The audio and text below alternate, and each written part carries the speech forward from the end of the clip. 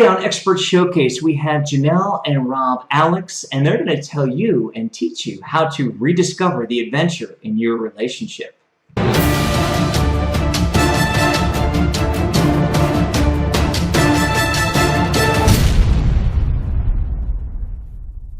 Well, Janelle and Rob, let's jump right into it. Why don't you give our audience a little bit of background about where you are now and how you got there? Say, wow, if we go from where I am now to where I was, then that's twisted. It's like, what's that term I keep hearing? Reverse engineering. I've heard that term like 3 times lately.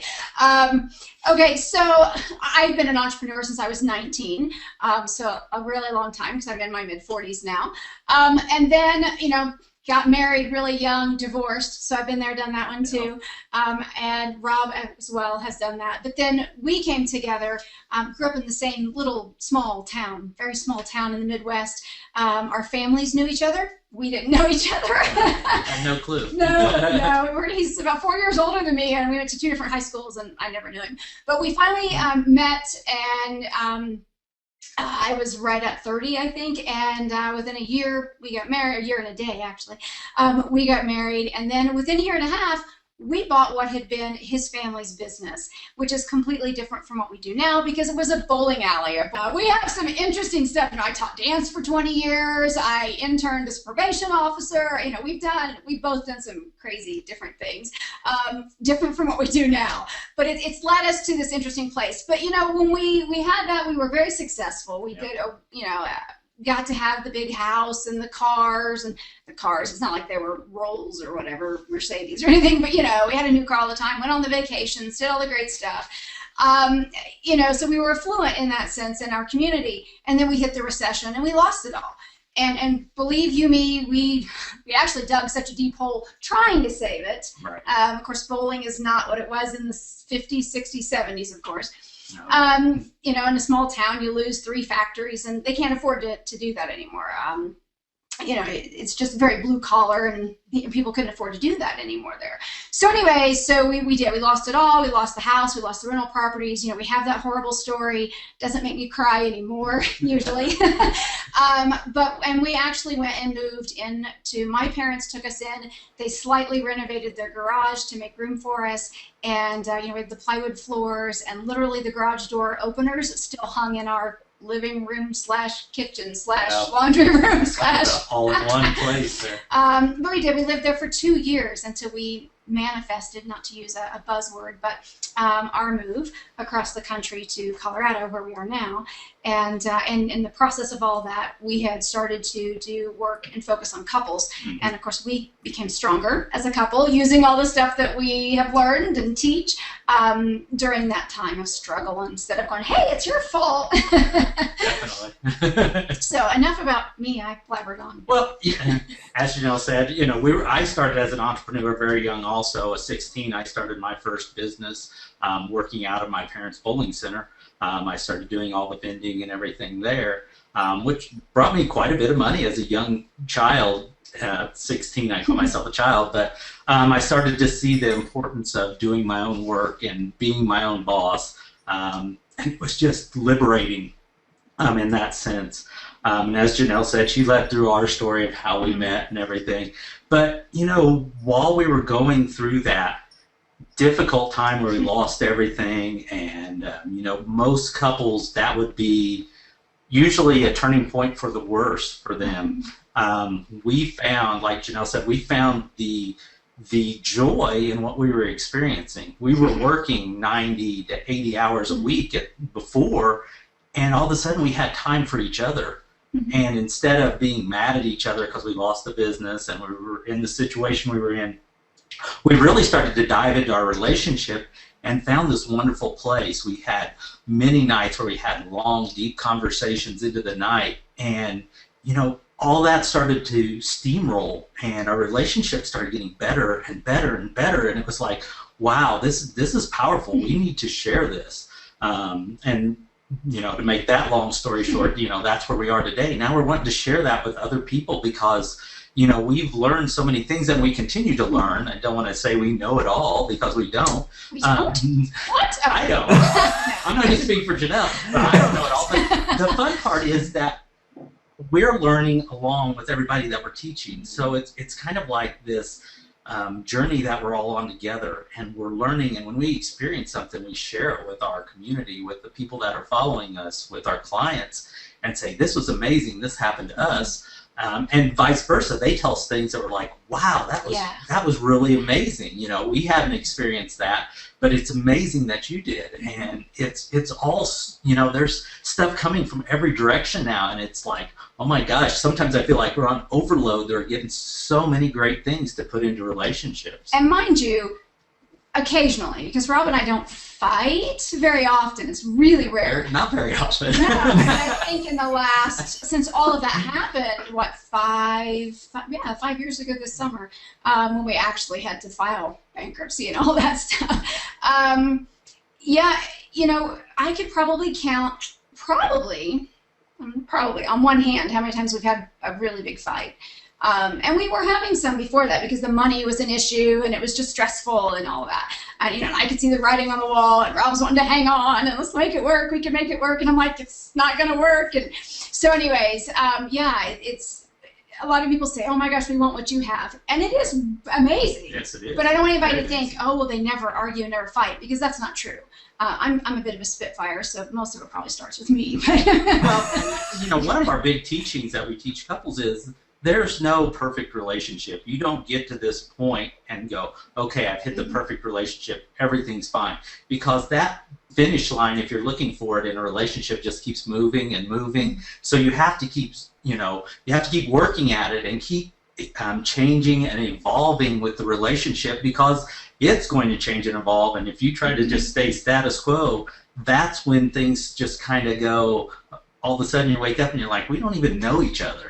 And, you know, so, you know, it's such a journey and such a fun experience. Another thing I wanted to point out here is one of the things that helped us really get over those fights and everything is to stop having to have a winner in every argument. There didn't have to be a winner and a loser. So if I said, you know, for example, if a common one is the guy doesn't take out the trash, you know, instead of Janelle telling me, you didn't take out the trash, you know, she can be like, well, why didn't Rob take out the trash? Was there something going on? Was there something? Or why don't I just go do it myself? Right. I mean, honestly. So we've stopped placing blame and pointing fingers at each other and accepting that, you know, maybe I had something I was doing on the computer, or maybe for some reason maybe I just forgot, and that's okay because I forgot. So there doesn't have to be an argument about it. Well, and I love what you guys have said, and I think the real key there is as in all heroes' journey stories, you did have a very negative, I mean, bankruptcy, losing a business, going through, you know, it sounds like you did go through some interpersonal challenges between the two of you. I'm not going to say fights or, you know, deep issues, but you did go through some challenges. But you saw how your challenge could help other people, you know, once you got through it, and you realize that, okay, once we get through this, that we can turn around and help other people get through it, and we're the right ones to help other people get through it because, you know, because we've been there. I mean, too many times people have this woe is me, and I'm going to be persecuted my entire life. I'm going to have these problems my entire life. Why should I help anybody else? I had to go through it. And it's like, no, you don't get it. That's the reason why we're here. You know, if you go through something, figure out how your experiences can help, you know, can help somebody else and help make somebody else's life better, right? Oh, definitely. Absolutely. Yeah. Excellent. So one of the things, before we kind of wrap up the hero's journey, there was a lot of moments there, but was there any seminal moment, that one moment where you kind of looked at each other and went, you know, either A, things have got to change, or B, hey, we can take what we've got here and what we've just been through and use it to help other people? For me, I think is what we consider Rob's spiritual awakening. And when we say spiritual, because spirituality is such at the core of what we do, but it's not religion. So, because sometimes people ask us, oh, is it Christianity? Or is it? I'm like, no, I renounced mine a while back, but many years ago, actually. But it's really, you know, I was in graduate school, actually we both were, And I was studying transpersonal psychology with the specialization in spiritual psychology. And for many, this sounds woo-woo. It's okay. We're used to that. We know. But, I had always been very connected on the spiritual level my whole entire life, spirit guides and dreams and all those things, prophetic dreams. So it wasn't weird to me. Rob used to be like, oh, honey, that's great. That's nice. He's like, he didn't discount it like, that's stupid. He'd be like, nice. That's no, I would like to hear, but yeah, I never experienced it myself, so I can't. It wasn't my truth at that point.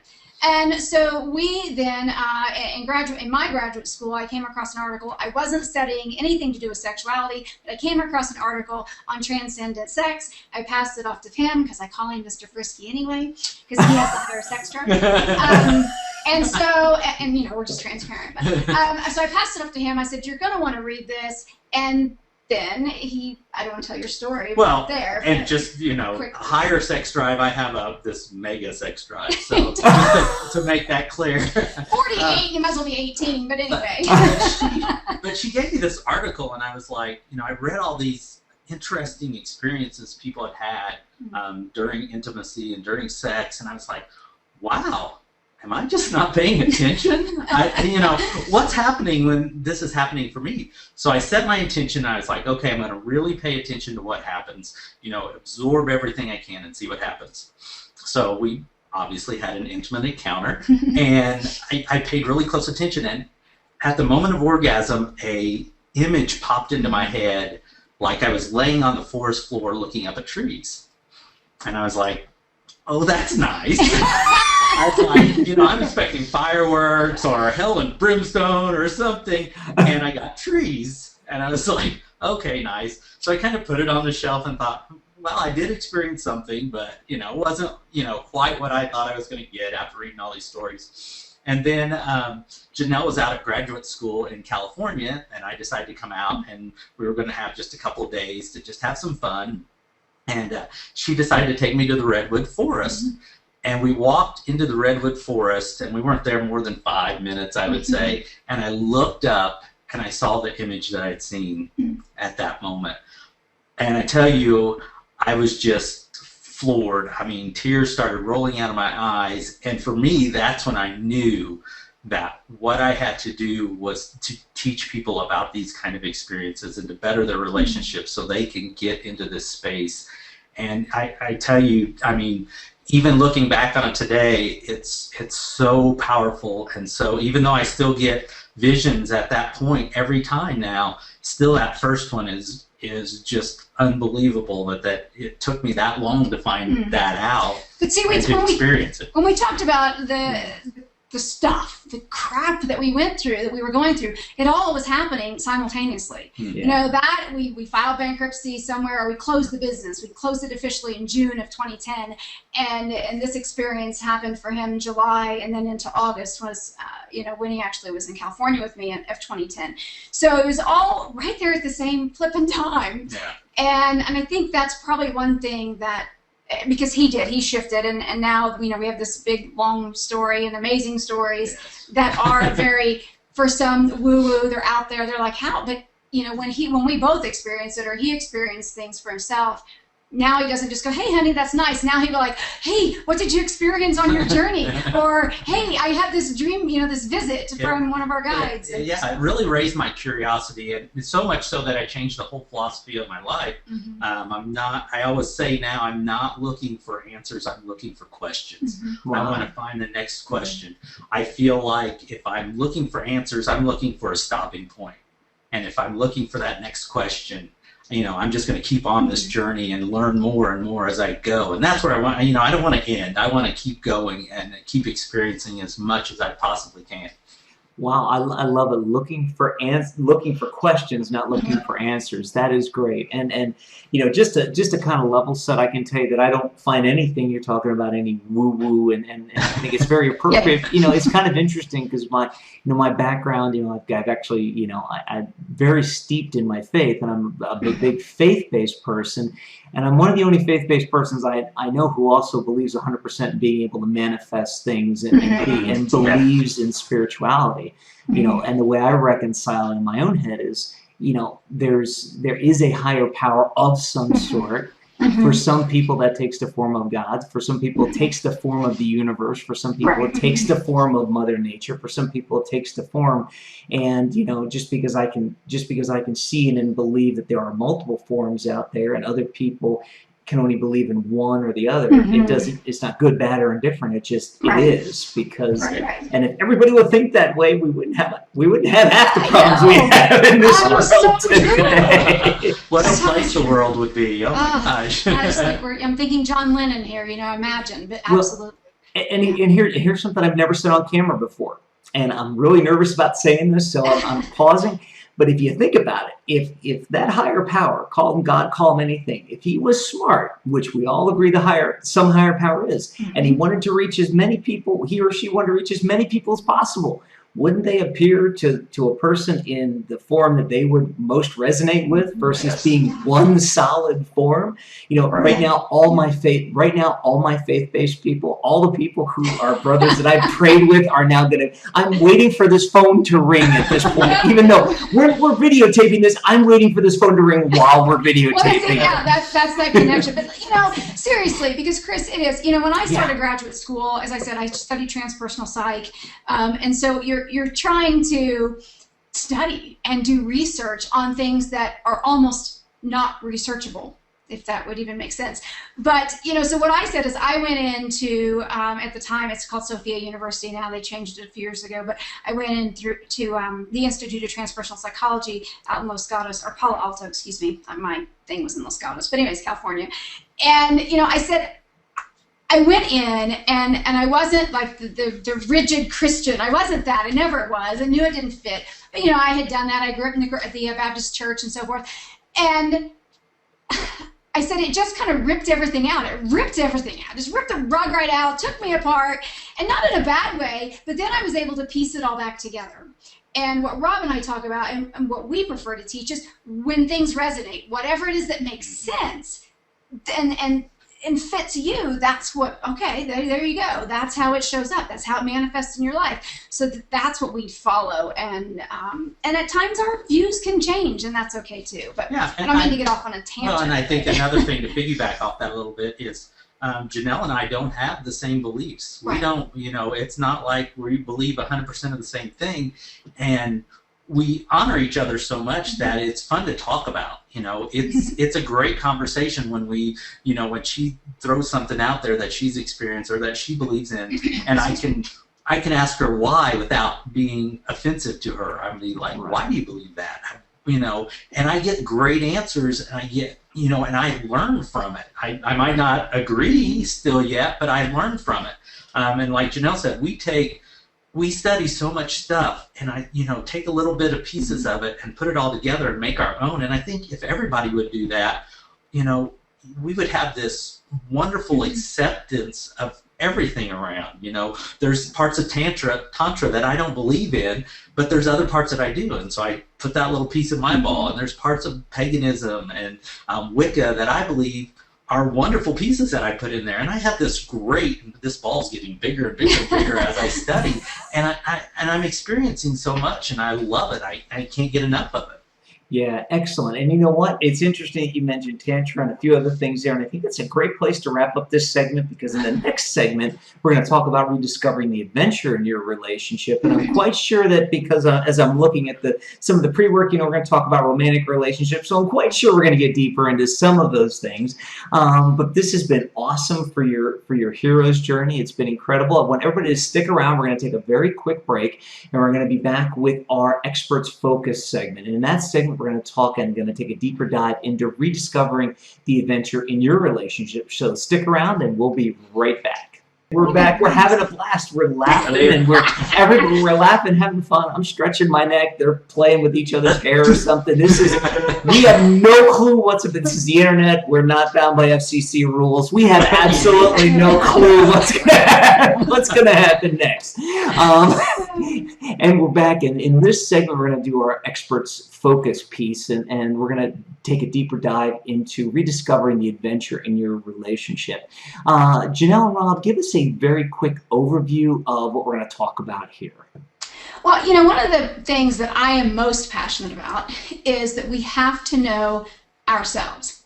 If I don't know who in the heck I am, then, and what my expectations are, then how, as Rob laughs at me, I don't even know, he's a kibble box. But, how can I expect him to know really who I am and even to understand my expectations? And when I project my crap onto him then, because we all do that, so then, if I don't understand him, and then how can I, even expect certain things of him? So it's really, really vital that we know who we are, or whether you call it your soul, your core essence, whatever you want to call it, but that most deepest, that didn't make sense, but that deepest part of you, just like, oh my God, that's me, that things that light me up. So that's one of the things that I'm most passionate about.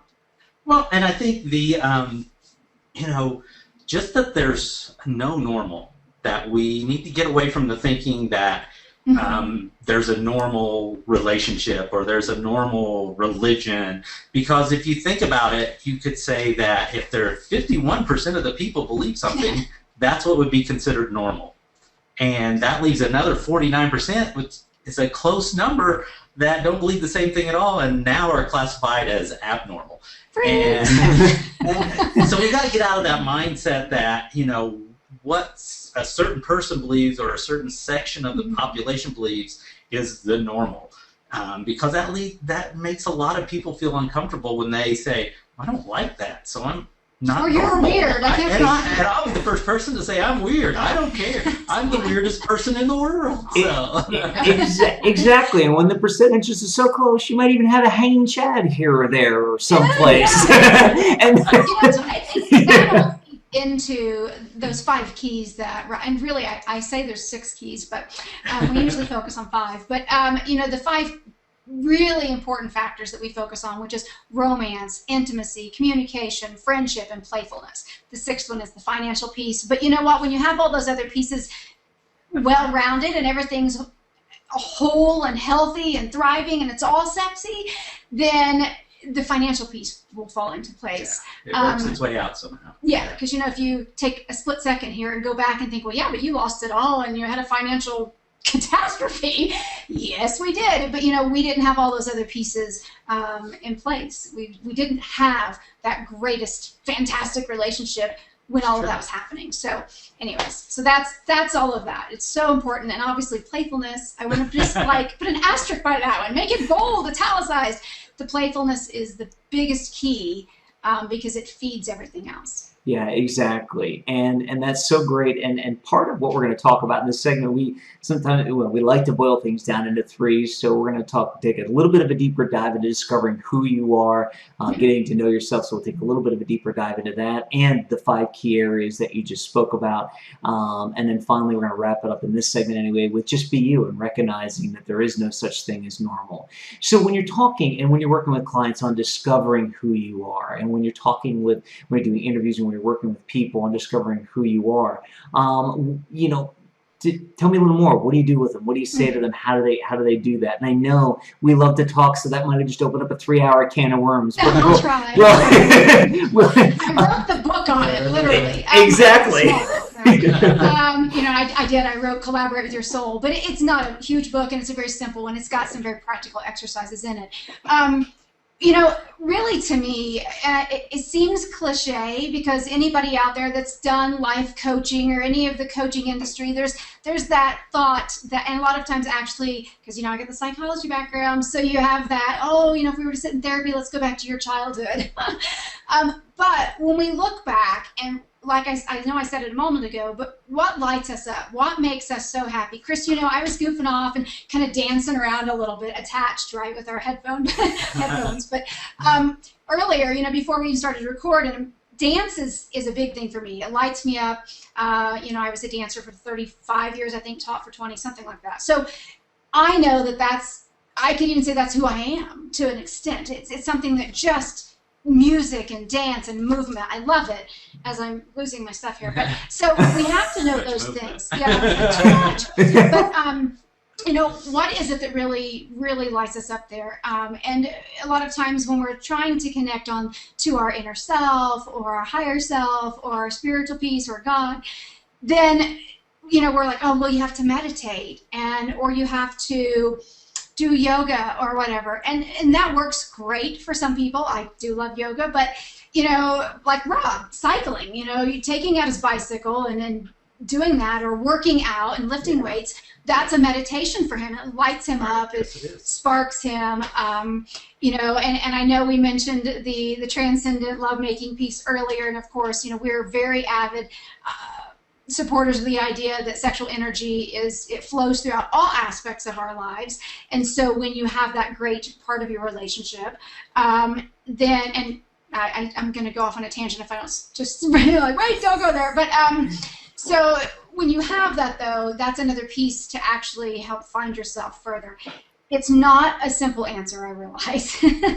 No, it's okay. I mean, and it's funny because I kind of think I know about where you're going with that tangent, and if I think it's where you were going, you're so right. Not only discovering who you are, but when you're in I think this is partly where you're going. When you're in a relationship with somebody, part of discovering who you are comes through your interaction and everything with somebody else, and you can find in those moments of intimacy and in those quiet times, you can sometimes, or in the excitable and in enjoyment times, you can find out sometimes even more about yourself that you didn't know. Because when your inhibitions are down, and correct me if I'm wrong, but when your inhibitions are down and when you're very comfortable with somebody and you're comfortable letting out even the person that you don't know you are, then all of a sudden you find out, because it's kind of like, let's face it, we'll take this down a real path. It's kind of like the guy who's in control all day, but goes home and ends up marrying basically a dominatrix because he doesn't want to be in control anymore, and all of a sudden he figures that piece out about himself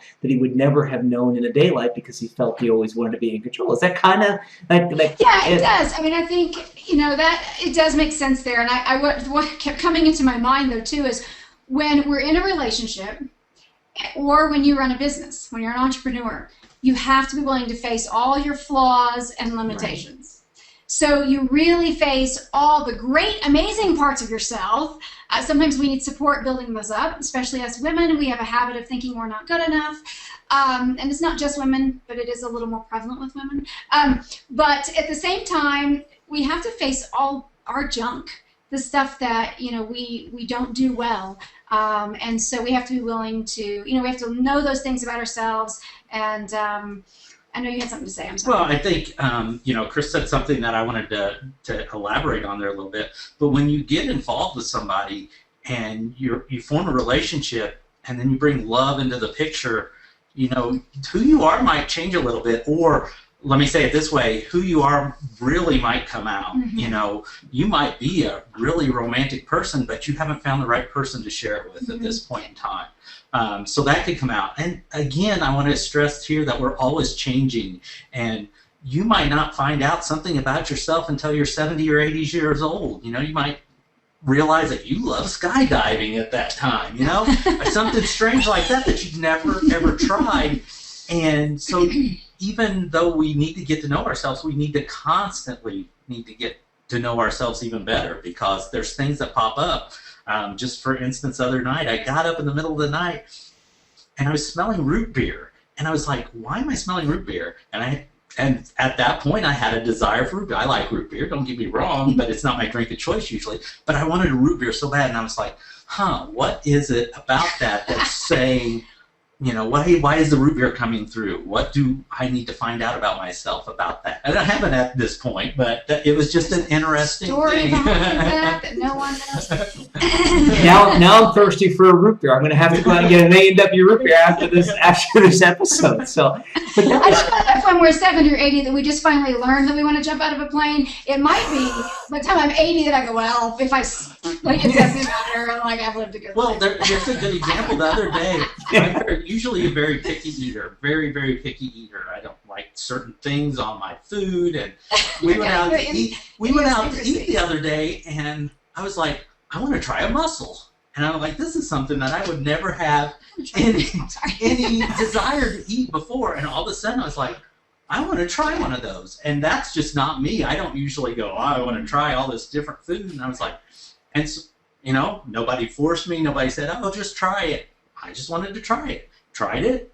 Wasn't fantastic, but for some reason I wanted to eat it. And then again, I go back to like, okay, why was myself trying to tell me to eat a mussel? There had to be either some connection. I mean, depending on how you believe, some connection to a past life or some experience I've had in the past that drove me to try that mussel. And I found it fascinating. So, but do you see, Chris, and everybody watching, that as I try to rip our headphones out again, how there's this question that you pose to yourself, though. It's like, well, why? Instead of just like, oh, that was just freakish. Why did I think that or want that? It was like, wait a minute, why? Let me go dig deeper and see what I can discover about myself. And I think that that's a fun, playful thing to do, but it's so important as well to say, And it also, you're taking it one step deeper. Before we wrap up about this point and go on to the 5 key areas, what I really like about that is you're taking it one step deeper. In other words, most people go through one of 2 things when they float through life, and I do use that word purposely, float through life. They either try new things and have no clue why and don't ever ask themselves why, or they avoid new things like the plague and never even think about trying new things. The people that are living, I'll say, at a different level, a different vibrational frequency are the ones that sit there and go, this is strange, this is new. Why did it just happen? And what is it? Is it something? Because I'll give you a real quick example. The whole root beer thing, Rob, could literally have just been that your body was low on sugar, and root beer is one of the highest sugar content sodas, and your brain might know that from seeing an advertisement somewhere. And it could have been maybe your body's way of saying, hey, I need more sugar, and all of a sudden that was the first thing based on advertising that popped in. Now, you're going to take action on it? No, you're not going to go out and get blood sugar checked just because of that, but it could be that, and you would never have known that if you wouldn't have asked yourself that. So whatever answer you end up getting from it, you never would have had that answer had you not asked yourself. But it becomes kind of important when you all of a sudden realize that when things are different, things change. I've got to ask myself why, and then dig for the answer, and then co-create the answer and figure out what that answer is. Well, Chris, as you're saying that, something just popped into my head about the root beer. My grandfather was an avid root beer drinker. He loved it. Every time we'd sit down to eat, he'd have to have root beer. And I was very close with him. So now I'm thinking, was that some kind of message from him to me? He's going, hey, because that's when I think of root beer, I always relate it to him, and until you just said that, it didn't even pop into my head. So thank you very much. You're welcome. You're welcome. And that's very possible. It's kind of like a story. There's a story called Pennies from Heaven, and if folks haven't heard it, the short version is when you look down and you find a penny or some denomination of money sitting on the ground, most people just pick it up and they, oh, this is nice, somebody lost a penny. There's a belief out there, and I subscribe to it, that what it really is somebody who's passed on is saying, look, you're going to go through a trial or a tribulation that day. It's okay. I'm looking over you. And it was kind of interesting because, I now, it's kind of interesting because now I remember the full story. So I'd come out of a convenience store a different way than I normally did, and I found a quarter on the ground. And I went, well, I'm in for something really bad today. And it turned out it was that day or a day or two later, I found out my mom had passed away. And I think it was on Friday, and she passed away on Wednesday, and nobody had told me about it. So it was kind of like, it's funny. When I look down and find a lot of money, I go, okay, what's going to happen today? But it ends up becoming, it's a way of saying, look, it's a way of saying, hey, everything's going to be okay. So anyway, we just got off. I took us off on a way big tangent. Let's get but it was a good tangent. So let's move on to the 5 key areas, and becoming aware of the 5 key areas, which to expand your relationship as a whole. You have here romance, communication, playfulness, friendship, and intimacy. So tell the audience a little bit about those 5 areas, and focus in on one. I would say let's focus in on one that'll really help them in their in adding the adventure to their relationship. I think before I say, I'm sure we'll agree, playfulness. Yes. But I want to take just a second, and I promise I'll make it super fast. Because when we say intimacy, because that word has become synonymous with sexual experience. And intimacy to us, it is that you have intimate play, and it can actually absolutely be that. But it's also, we have the mental intimacy, we have emotional intimacy, because that gets into obviously the emotional might make sense, but mental intimacy is having even this great conversation today. It's having those deep conversations.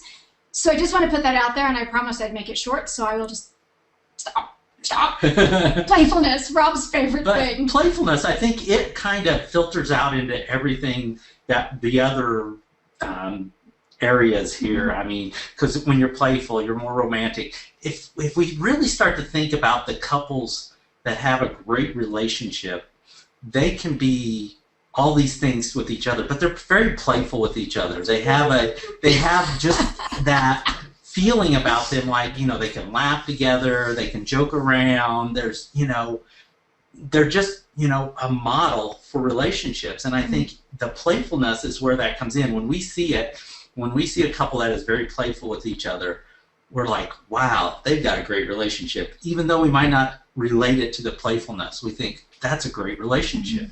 Well, because, you know, we'll often say, oh my gosh, well, I think, Rob, you said it earlier, I'm weird. You know, we're like, oh my gosh, we're such big dorks. But, you know, it's just being able to have fun and goof around. And I know I've shared this story a few times lately, but I was goofing off with the kids, which one of them's 19, but, you know, the other day in the kitchen, and it's too long of a story, but Rob came in, and I'm laying on the kitchen floor doing this weird move kind of thing, and he's just like, I don't even want to know, and he just steps over me and goes on. But it's, for us, it's hilarious, and of course, you know, if you knew the whole story, it might be funnier, but, you know, it was just that, it was being playful, so not just with each other, but, you know, we're that way with our boys, our men. We have 2 grown men now, but and our younger son. So, you know, that's for our whole family. We're all like that because we carry it over. And another thing that I'm so adamant about is that if we could, you know, get playfulness back into our workspace, if we could be able to be fun and playful in whatever we do, whether it's being an entrepreneur, working at McDonald's, or I say McDonald's because I don't like McDonald's, but or, you know, corporate America. You know, there goes our sponsorship. Yeah, geez, I was really hoping for someone else that cares about our health. But you know, I think that's so important. So, you know, it's to be, you know, and I've used this example too recently because President Obama will sometimes do, you know, kind of the comedy things. You know, he'll have a humor piece, and you know, and so does his wife Michelle. I've seen her do something. I think she was on Jimmy Fallon or something not long ago, and it was just hilarious. And so I'm like, yes. You know, there's playfulness, there's fun, and it's entertaining, and other people will pay more attention and listen. And we all just feel happier for acting like a bunch of idiots, but yet we're intelligent idiots. Well, you know, we're not doing the whole redneck thing, you know, getting ourselves killed. But well, you think about playfulness. I know we'll talk about this later on in the show, but when you look at YouTube, the videos that get the most reaction or the most views are usually something stupid, something funny, something that you can laugh at, because that's what people want to do. We want to laugh. We want to be playful.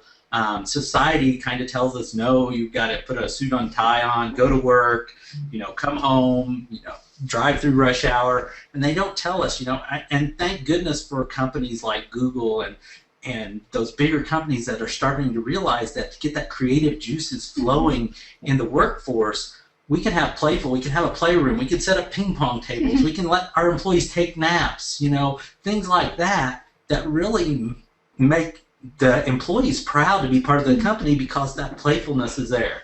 Right, and I think you would both agree that part of the playfulness and part of the reason we've lost a lot of that is because in some people's eyes, when you're playful and fun and dorky and geeky and even the stuff we're doing, having fun, doing all this stuff, sometimes people are afraid they're going to lose respect. And they're afraid they're going to be seen as a kid, or they're afraid they're going to be seen as less than. And what they don't get is the fact that if you use it the right way, it's actually more powerful and you get more respect out of people because you're not always being a goofball, but you're doing it in the right way at the right times, and then it's almost like figuring out that balance, so to speak, of you know, when to be, you know, it all depends on your personality, depends on what your goals are. do you have 95% playfulness and 5% very stern and very, very straight-laced, or do you have like a president? Do you have 85% straight-laced and 15% break it up and let them know he's a human being, not a robot, so to speak? And Rob, you were laughing at you were laughing and looking. You were trying not to say something. What were you thinking? Well, I just, we were talking about my grandfather, the root beer, and my grandfather obviously was a very important role in my life. And one of the biggest things he told me when I was very young is, no matter what you do, you can make it fun. And that has stuck with me through my whole entire life. And he lived that motto. I mean, just to make a real short story here, we were fixing a septic tank one time, and he's like, this is the crappiest job ever. And about that time something blew, and he had the goo all over him, and he was like, he just laughed about it. He said that was so funny. He went home, took a shower, and came back and finished the job. But it was just, that was his motto, and he lived it to the T. I mean, he had more fun than anybody I've ever known in my entire life. I didn't get to meet him, but he was only like 5'2" as well. Yes, right? He was like a little bitty guy. But anyway, so, little powerhouse. Yeah, excellent. And I think playfulness, I think that's kind of a great time to segue into just being you, because that was your grandfather. He was just being him. And one of the things we talked about in the pre-show prep was that this bullet point was all, and this key to success was all about realizing that there's just no such thing as normal. So tell us a little bit more about that.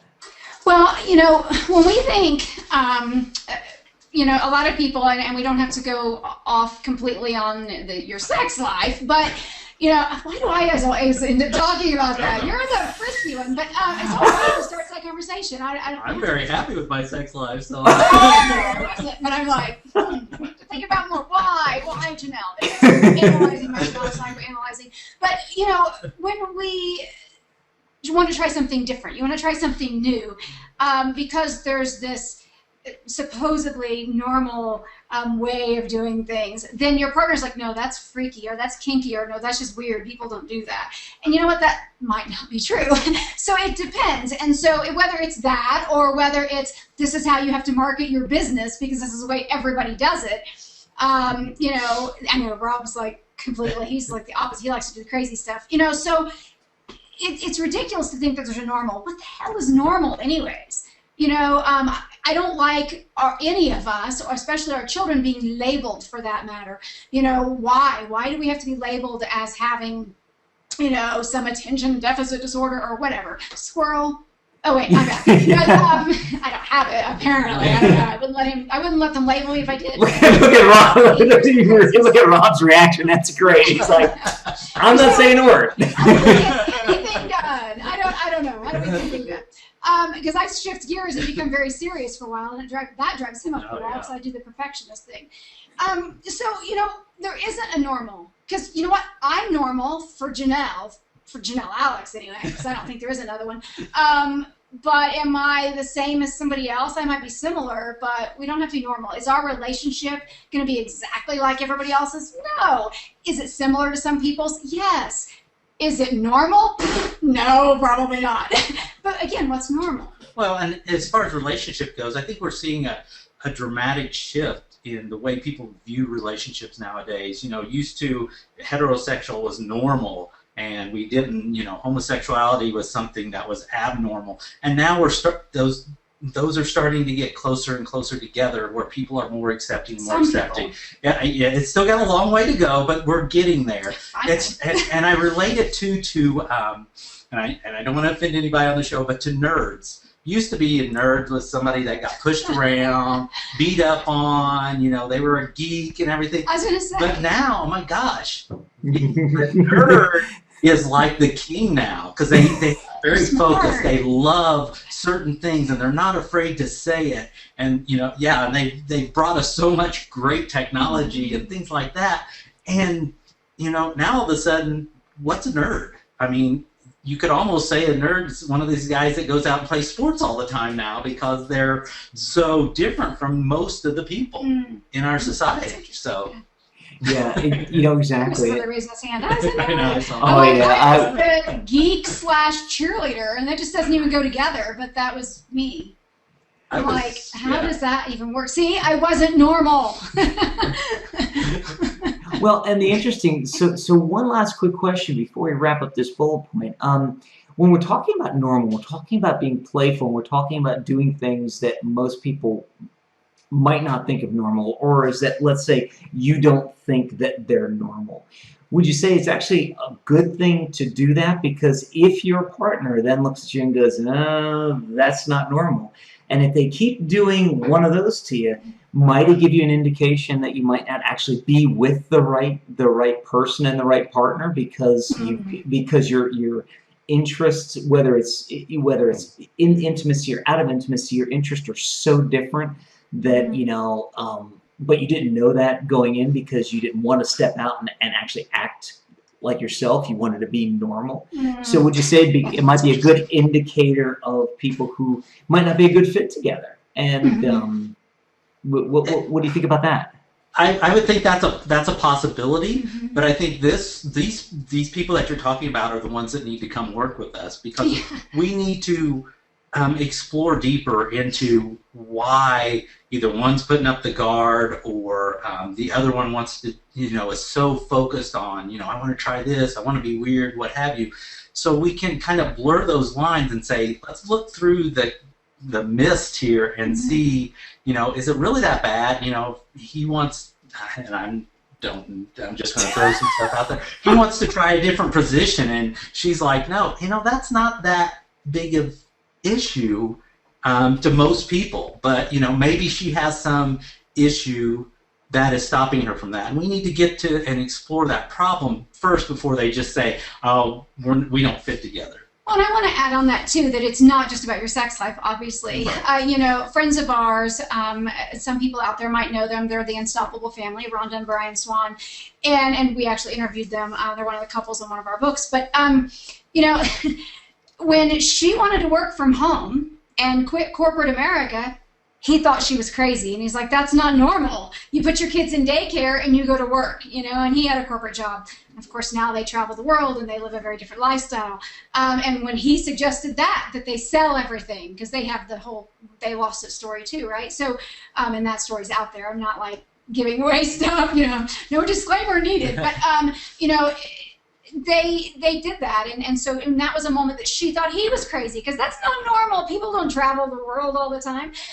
So when they said, hey, wait a minute, these things, what if we could do that, and how can we do that? And they looked at it differently, and now they have their normal is completely different than most people's. A good exercise for couples to do to see to work with this issue is for them to go and do something that neither one of them has done before. Have them both step out of the box so they both feel uncomfortable when they go do something. Could be going to a show or anything like that, and see how they react to each other. Do they lean on each other when they're in a situation where neither one feel comfortable? And I think that's a good indication of if they've got a relationship that'll work, where they can go into an uncomfortable situation like that and go, okay, we're standing together, kind of like with the Indians circling, and they're back to back. They're now you're going to people mad at us. But it is. It's that wasn't that. Not just the wagons, but anyway. Rely on each other, I think, is the point I'm trying to make with this exercise. And by doing that and stepping outside their box, and both of them feeling uncomfortable, they really get to see how they react to each other and that level playing field. Yeah, and I love everything you just said, and I really, I think the point that I'm going to suggest our listeners take, other than all the great advice, is get in contact with Janelle and Rob. Yeah. Because the worst thing you can do is make an uninformed decision. I mean, today we make decisions either too quick or too slow, but worse than too slow, and even worse than too quick, is to make either of those decisions uninformed or without all of the knowledge. And from being on their podcast and from them on the show today, and we still have 2 more segments, so you want to stick around. You can, I can really tell, and I hope you can too, that they're there to help you. And let's face it, if it ends up being that you and your partner are not meant for each other, if you make that decision from an informed basis, then everybody should be able to go away happy and understand it wasn't meant to be. But if you are meant for each other and you're doing one of these and you're having all this friction, Wouldn't it be great to work with somebody like Janelle and Rob who've been through it and who have the tools and techniques that you can use to help you get through it and figure out not necessarily the right, but the right answer. It in the end is what it really is, what my perception is. It's not necessarily the right answer for Janelle and Rob. It's the right answer for you and your partner. So in an effort to kind of, I'll say, kickstart it, and if I get this wrong, let me know. Like I said, I really screwed up the last one, so we'll try this again. But I think in an effort to get all that kickstarted, there's a couple of offers I want to let you guys know about. First of all, and I'm going to bring the websites, and there we go. Their website is missiondatenight.com, and there's two addresses. One is /free-date-night, and that's their offer of a free Mission Date Night adventure, which sounds really cool, and I can't wait to have a partner to be able to use that with. So, ladies, you know, it's my second shameless dating plug. Hey, at least this is better than it used to be. You should have seen when I was on podcasts before. There was a whole dating host used to love it. There was this dating segment I would run out of the blue. I wouldn't tell them. And the other one is missiondatenight.com/thank-you-richard-together/experts-showcase. And see, I have these on the screen, but I'm just like my other co-host. I love reading things. So they're on the screen, but there's a limited time bonus that they're giving you for just being a viewer of Expert Showcase, which is awesome. We're about to take a little break. During the break, head on over there, sign up, get all the free stuff that they're offering, and start getting connected with Janelle and Rob. I got connected with them a while ago, and I'm extremely happy I did. I wish I would have got connected with them earlier, but that's a story for another show. In fact, I think it was a story for your show. So anyway, before we take a break, any last words that you guys want to say just about this particular segment and about about rediscovering the adventure in your relationship? Well, actually, I think because you just said, you shared there that, and I know it's a ridiculously long listen to me, website address. It's easy if you just go click it, but to say it is a pain, and I apologize for that. But we have the free downloadable version of Richer Together, Secrets to Living side by side. And there's so much freaking wisdom in there, and just amazing practical tips. And I say that humbly because it's not just our story, for one thing, that's in there. We have 22 other couples that we interviewed, entrepreneurial couples, and we shared so much for them. So there's so much in there, and when you can dive into that, and if you do that together, you will begin to find different adventures and mystery within yourself and within your relationship. Yeah. Awesome. Oh, it's funny. I was waiting for Rob to say something else, and Rob, I think that's the first time you're just like, yeah, I agree. So every once in a while, we agree. No, that is awesome. Can't wait to read the book. You all during our little break, head on over, get the book. We're gonna take a real quick break right now, and when we come back, we're gonna talk about getting known. How Janelle and Rob are building visibility, credibility, and becoming a leading authority in their niche, or niche as our Canadian brethren say. So we'll be right back after a quick break. And we've been having an epic time with our great guests, Janelle and Rob Alex, today. If you want to see the rest of this episode where Janelle, Rob, and I talk about video content marketing, getting known, and getting found in this noisy world of the internet, then head over to videocontent.agency/blog and search on Janelle and Rob's name and watch the rest of their epic episode. And until next time, make it a great day.